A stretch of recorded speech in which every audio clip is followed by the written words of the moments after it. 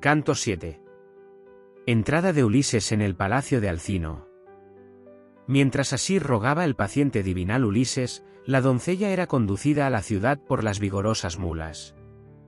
Apenas hubo llegado a la ínclita morada de su padre, paró en el umbral. Sus hermanos, que se asemejaban a los dioses, pusiéronse a su alrededor, desengancharon las mulas y llevaron los vestidos adentro de la casa, y ella se encaminó a su habitación donde encendía fuego la anciana Eurimedusa de Apira, su camarera, a quien en otro tiempo habían traído de allá en las corvas naves y elegido para ofrecérsela como regalo a Alcino, que reinaba sobre todos los feacios y era escuchado por el pueblo. Cual si fuese un dios. Esta fue la que crió a Nausicaa en el palacio, y entonces le encendía fuego y le aparejaba la cena. En aquel punto levantábase Ulises, para ir a la ciudad, y Minerva, que le quería bien, envolvióle en copiosa nube, no fuera que alguno de los magnánimos feacios, saliéndole al camino, le zahiriese con palabras y le preguntase quién era. Mas, al entrar el héroe en la agradable población, se le hizo encontradiza Minerva, la deidad de los brillantes ojos, transfigurada en joven doncella que llevaba un cántaro, y se detuvo ante él. Y el divinal Ulises le dirigió esta pregunta. «Oh hija, ¿no podrías llevarme al palacio de Alcino, que reina sobre estos hombres? Soy un infeliz forastero que, después de padecer mucho, he llegado acá, viniendo de lejos, de una tierra apartada, y no conozco a ninguno de los que habitan en la ciudad ni de los que moran en el campo». Respondióle Minerva, la deidad de los brillantes ojos, «Yo te mostraré, oh forastero venerable, el palacio de que hablas, pues está cerca de la mansión de mi eximio padre. Anda sin desplegar los labios, y te guiaré en el camino, pero no mires a los hombres ni les hagas preguntas, que ni son muy tolerantes con los forasteros ni acogen amistosamente al que viene de otro país. Aquellos, fiando en sus rápidos bajeles, atraviesan el gran abismo del mar por concesión de Neptuno, que sacude la tierra, y sus embarcaciones son tan ligeras como las alas o el pensamiento». Cuando así hubo dicho, Palas Minerva caminó a buen paso y Ulises fue siguiendo las pisadas de la diosa. Y los feacios, ínclitos navegantes, no se percataron de que anduviese por la ciudad y entre ellos porque no lo permitió Minerva, la terrible deidad de hermosas trenzas, la cual, usando de benevolencia, cubrióle con una niebla divina. Atónito contemplaba Ulises los puertos, las naves bien proporcionadas, las ágoras de aquellos héroes y los muros grandes, altos, provistos de empalizadas, que era cosa admirable de ver. Pero, no bien llegaron al magnífico palacio del rey, Minerva, la deidad de los brillantes ojos, comenzó a hablarle de esta guisa. «Este es, oh forastero venerable, el palacio que me ordenaste te mostrara, encontrarás en él a los reyes, alumnos de Júpiter, celebrando un banquete, pero vete adentro y no se turbe tu ánimo, que el hombre, si es audaz, es más afortunado en lo que emprende, aunque haya venido de otra tierra. Ya en la sala, hallarás primero a la reina, cuyo nombre es Arete y procede de los mismos ascendientes que engendraron al rey Alcino. En un principio, engendraron a Nausito el dios Neptuno, que sacude la tierra, y Peribea, la más hermosa de las mujeres, hija menor del magnánimo Eurimedonte, el cual había reinado en otro tiempo sobre los orgullosos gigantes. Pero éste perdió a su pueblo malvado y pereció él mismo, y Neptuno hubo en aquella un hijo, el magnánimo Nausito, que luego imperó sobre los feacios. Nausito engendró a Rexenor y Alcínoo, mas, estando el primero recién casado y sin hijos varones, fue muerto por Apolo, el del arco de plata, y dejó en el palacio una sola hija, Arete, a quien Alcínoo tomó por consorte y se ve honrada por él como ninguna de las mujeres de la tierra que gobiernan una casa y viven sometidas a sus esposos. Así, tan cordialmente, ha sido y es honrada de sus hijos, del mismo Alcínoo y de los ciudadanos, que la contemplan como a una diosa y la saludan con cariñosas palabras cuando anda por la ciudad. No carece de buen entendimiento y dirime los litigios de las mujeres por las que siente benevolencia, y aun los de los hombres. Si ella te fuere benévola, ten esperanza de ver a tus amigos y de llegar a tu casa de elevado techo y a tu patria tierra». Cuando Minerva, la de los brillantes ojos, hubo dicho esto, se fue por cima del mar, y, saliendo de la encantadora Esqueria, llegó a Maratón y a Atenas, la de anchas calles, y entróse en la tan sólidamente construida morada de Erecteo. Ya Ulises enderezaba sus pasos a la ínclita casa de Alcino. Al llegar frente al broncíneo umbral, meditó en su ánimo muchas cosas, pues la mansión excelsa del magnánimo Alcino resplandecía con el brillo del sol o de la luna. A derecha e izquierda corrían sendos muros de bronce desde el umbral al fondo, en lo alto de los mismos extendíase una cornisa de lapislázuli, puertas de oro cerraban por dentro la casa sólidamente construida, las dos jambas eran de plata y arrancaban del broncíneo umbral, apoyábase en ellas argente o dintel, y el anillo de la puerta era de oro. Estaban a entrambos lados unos perros de plata y de oro, inmortales y exentos para siempre de la vejez, que Vulcano había fabricado con sabia inteligencia para que guardaran la casa del magnánimo Alcino. Había sillones arrimados a la una y a la otra de las paredes, cuya serie llegaba sin interrupción desde el umbral a lo más hondo, y cubrían los delicados tapices hábilmente tejidos, obra de las mujeres. Sentábanse allí los príncipes feacios a beber y a comer, pues de continuo celebraban banquetes. Sobre pedestales muy bien hechos hallábanse de pie unos niños de oro, los cuales alumbraban de noche, con hachas encendidas en las manos, a los convidados que hubiera en la casa. 50 esclavas tiene Alcino en su palacio, unas quebrantan con la muela el rubio trigo, otras tejen telas y, sentadas, hacen girar los husos, moviendo las manos cual si fuesen hojas de excelso plátano, y las bien labradas telas relucen como si destilaran aceite líquido. Cuanto los feacios son expertos sobre todos los hombres en conducir una velera nave por el Ponto, así sobresalen grandemente las mujeres en fabricar lienzos, pues Minerva les ha concedido que sepan hacer bellísimas labores y posean excelente ingenio. En el exterior del patio, cabe a las puertas, hay un gran jardín de 4 yugadas, y alrededor del mismo se extiende un seto por entrambos lados. Allí han crecido grandes y florecientes árboles, perales, granados, manzanos de espléndidas pomas, dulces higueras y verdes olivos. Los frutos de estos árboles no se pierden ni faltan, ni en invierno ni en verano, son perennes, y el céfiro, soplando constantemente, a un tiempo mismo produce unos y madura otros. La pera envejece sobre la pera, la manzana sobre la manzana, la uva sobre la uva y el higo sobre el higo. Allí han plantado una viña muy fructífera y parte de sus uvas se secan al sol en un lugar abrigado y llano, a otras las vendimian, a otras las pisan, y están delante las verdes, que dejan caer la flor, y las que empiezan a negrear. Allí, en el fondo del huerto, crecían liños de legumbres de toda clase, siempre lozanas. Hay en él 2 fuentes, una corre por todo el huerto, la otra va hacia la excelsa morada y sale debajo del umbral, a donde acuden por agua los ciudadanos. Tales eran los espléndidos presentes de los dioses en el palacio de Alcino. Detúvose el paciente divinal Ulises a contemplar todo aquello, y, después de admirarlo, pasó con ligereza el umbral, entró en la casa y halló a los caudillos y príncipes de los feacios ofreciendo con las copas libaciones al vigilante Argicida, que era el último a quien las hacían cuando ya determinaban acostarse, mas el paciente divinal Ulises anduvo por el palacio, envuelto en la espesa nube con que lo cubrió Minerva, hasta llegar a donde estaban Arete y el rey Alcino. Entonces tendió Ulises sus brazos a las rodillas de Arete, disipóse la divinal niebla, enmudecieron todos los de la casa al percatarse de aquel hombre a quien contemplaban admirados, y Ulises comenzó su ruego de esta manera. Arete, hija de Rexenor, que parecía un dios. Después de sufrir mucho, vengo a tu esposo, a tus rodillas y a estos convidados, a quienes permitan los dioses vivir felizmente y legar sus bienes a los hijos que dejen en sus palacios así como también los honores que el pueblo les haya conferido. Mas, apresúraos a darme hombres que me conduzcan, para que muy pronto vuelva a la patria, pues hace mucho tiempo que ando lejos de los amigos, padeciendo infortunios. Dicho esto, sentóse junto a la lumbre del hogar, en la ceniza, y todos enmudecieron y quedaron silenciosos.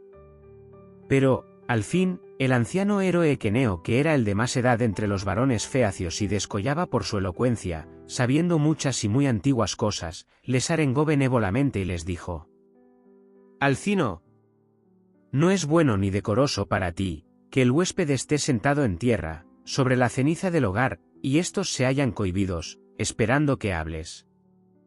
Ea, pues, levántale, hazle sentar en una silla de clavazón de plata, y manda a los heraldos que mezclen vino para ofrecer libaciones a Júpiter, que se huelga con el rayo, Dios que acompaña a los venerandos suplicantes.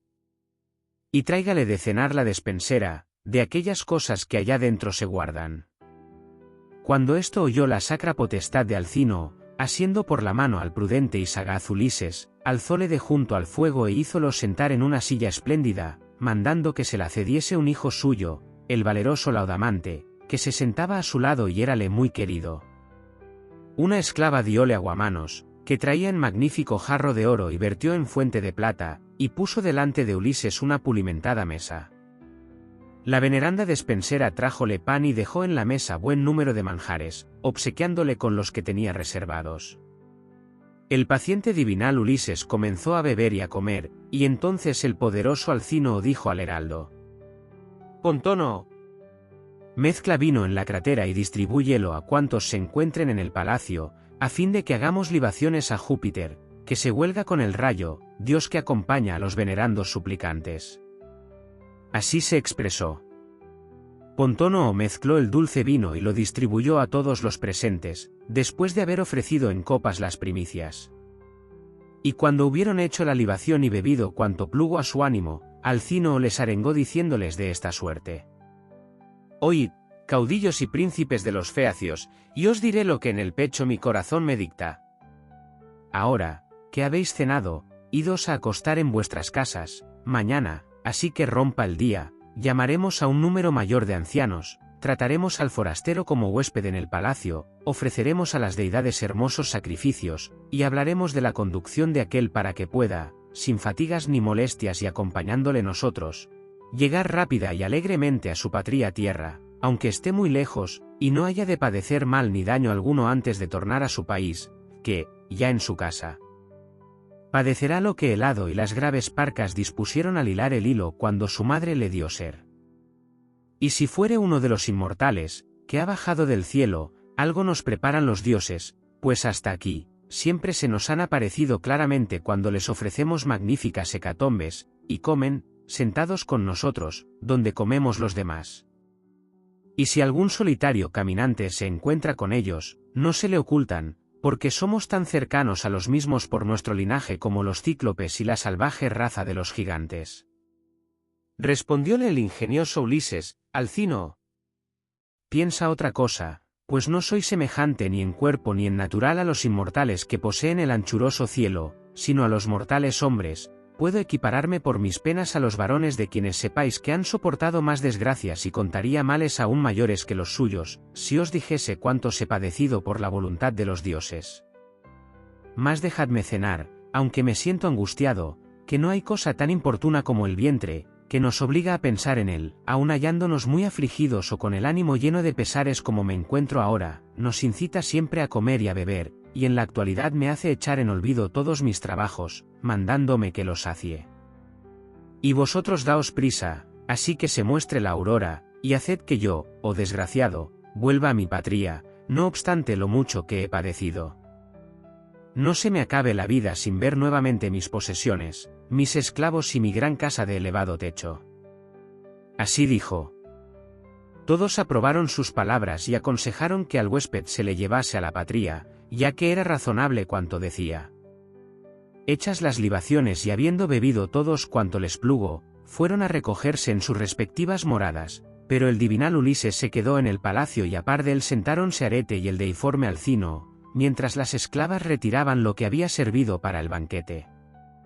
Arete, la de los níveos brazos, fue la primera en hablar, pues, contemplando los hermosos vestidos de Ulises, reconoció el manto y la túnica que labrara con sus siervas. Y enseguida habló al héroe con estas aladas palabras: «Huésped, ante todo quiero preguntarte yo misma, ¿quién eres y de qué país procedes? ¿Quién te dio esos vestidos? ¿No dices que llegaste vagando por el Ponto?».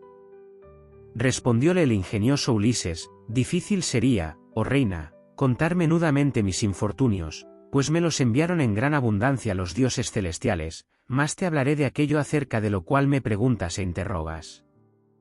Hay en el mar una isla lejana, Ogygia, donde mora la hija de Atlante, la dolosa Calipso, de lindas trenzas, deidad poderosa que no se comunica con ninguno de los dioses ni de los mortales hombres, pero a mí, oh desdichado, me llevó a su hogar algún numen, después que Jove hendiera mi veloz nave en medio del vinoso Ponto, arrojando contra la misma el ardiente rayo.